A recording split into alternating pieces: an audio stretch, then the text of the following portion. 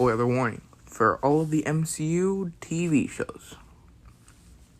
Hello, I'm the Infinity Theorist, Quaceman from Enthusiast, and as you can tell by the title of this video, I am running out of ideas. I haven't even seen all the shows. The only ones I haven't seen are the Netflix shows, so those will be left out of this list. I'm going to do this video in the same style as the Infinity Saga ranking from last year, except this one will be scripted and edited better.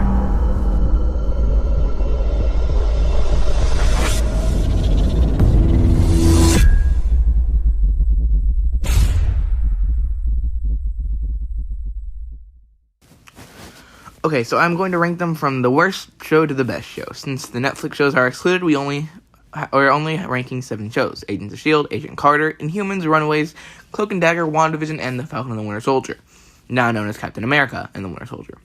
Let's get into the list. So in the obvious loser spot is Inhumans. It isn't a good show. The first 2 episodes were extremely underwhelming, and the rest of the show was only slightly better.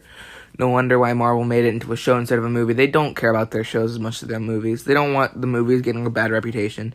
I would never recommend Inhumans to anybody. Do not watch it. It is a waste of 8 hours. I mean, I guess I can't stop you if you want to watch it, but I don't recommend it. Moving on to the top 6, the shows that are actually good and I like. In the 6th place spot, we have Cloak and Dagger. Don't get me wrong, I love the show. It was actually really good, but it just wasn't as good as the other 5. It didn't feel like the MCU was slightly disconnected, except for the Runaways cameo.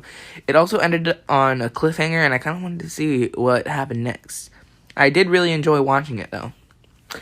In 5th place, we have Runaways. I love the show, but again, it is a bit disconnected from the overall story. I think it does deserve individual recognition for the plot and the characters, because all of it was just absolutely amazing. I'm currently rewatching Runaways, and it is still as good as I remember it, though some parts of the show are a bit forgettable, and it's another criticism I have. After I watched it for the first time, I completely forgot Topher existed until I got to season 2 on the rewatch. Still absolutely love the show, though. I would recommend it to anyone. You know what? I will. Go watch Runaways. The intro is a bit long, but besides that, you'll have a great time with it. In 4th place, we have Agent Carter. I like this as a continuation of Peggy Carter's story, though it doesn't really fit with the endgame ending. It is a great standalone show, and I love it. It introduces so many great characters, including Edwin Jarvis, the first MCU character who was introduced in a show to show up in a movie. He was in Endgame, when Steve and Tony went to get Pym particles in the Tesseract. I totally recommend it. In 3rd place, we have The Falcon and the Winter Soldier, or I guess Captain America and the Winter Soldier. I'll use the first title because the new title is kind of already taken by the second Cap movie. It was great, and it did have one of the best TV episodes I've ever seen. Not the best, but one of the best. It showed us some ground-level Avengers work, while also giving us some political commentary on the MCU the same way Civil War did. I really liked the Flag Smashers as a villain, and the reintroduction of Sharon Carter was also pretty cool. My guess is that Sharon will probably be the villain of Armor Wars. Taking up the 2nd place spot is our sitcom introduction to the Phase 4 MCU, WandaVision. I really liked how the show gave us the 2 stories, the sword side and the sitcom side. And I think it has some great characters. Billy and Tommy were great, and so was Agatha. The show had great songs in nearly every episode, and I cannot wait to see Wanda's story continue in Multiverse of Madness. Finally, in the 1st place spot, Agents of S.H.I.E.L.D., the Strategic Homeland Intervention Enforcement and Logistics Division show that introduced us to the idea of MCU TV. It has some great characters, including a certain Inhuman that deserves her own show. The character development is amazing, and it's always a treat to see how Fitzsimmons' relationship grows. Season 4, Episode 15 is possibly my favorite film ever. It's definitely my favorite MCU film. The show also has some great villains. Villains with trauma that is easy to understand. Seasons 1 through 3 has Grant Ward, who was a great character with so much backstory. I still haven't figured out what happened at the well. Season 2 has Daisy's father, a man just trying to put his family back together, and his wife, Jiang, Daisy's mom, who turns the Inhumans against S.H.I.E.L.D. at the end of the season. All these seasons, except 6, has Hydra, which just gives more context on what happened after Winter Soldier. Season 3 has Hive, who gives context on why Hydra was formed and why all the Hydra agents act like this. Season 4 has Ada, the best villain of the show in my opinion. All she wants is to be human, to feel love. She turned evil from reading the Darkhold, which sets up that book for both Runaways and WandaVision. Season 5 has Cassius, who controls the lighthouse in the future. Season 5 also gives us a new character for the S.H.I.E.L.D. team, fan favorite Deke Shaw, who is proof of Fitzsimmons' happy ending, or at least that they end up together.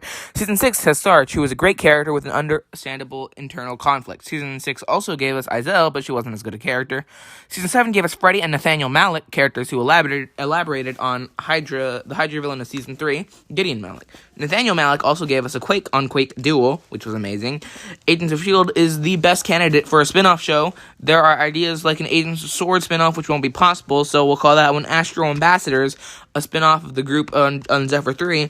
We could also have a Season 8, which focuses on Mac, Yo-Yo, Piper, and LMD Davis. A Coulson Academy spin-off could bring back Coulson, Flint, and May. A Quake spin-off would give us a Daisy-centered show. It would probably be set with the Astro Ambassadors for a while, but eventually Daisy and Sousa would go out on their own. A Fitzsimmons and Alia spin-off would be great, literally just watching Fitzsimmons live out their happily ever after their 10 years of risking their lives together, 10 years because of that 4-year gap between when they were working with Enoch on upgrading the Zephyr 1. A Crazy Canoe spinoff would also be a great idea to see what Enoch was up to and what kind of crazy people he talked to in the 40 years he was left in the alternate timeline. Yeah, you can see why Agents of S.H.I.E.L.D. gets the number 1 spot. Alright, so I have a podcast called ITUR, Infinity Theory Science Secret Rants. I have the link to that in the description. While you're doing the description, why don't you go check out Infinity 600, a project for a world record. It's completely free, and you'll be in the longest video on YouTube if you sign up. 600 people, 600 hours, we can do this. Also in the description are my live channel, my Instagram, and my TikTok. Live channel is just like Fandom Fun Live, nearly every Saturday. I haven't done it in a while. I'm planning on doing it eventually. TikTok is just like random TikToks that I make, and Instagram is an Instagram account where I announce videos and stuff. It's pretty great. Alright, and so, yeah, that's all I have for today. You can watch another video by clicking the top left, top right, bottom left corner of the screen. Before you do that, click the bottom right corner of the screen to subscribe so you can see more videos like this, and also click the notification bell so you can be notified when I post videos.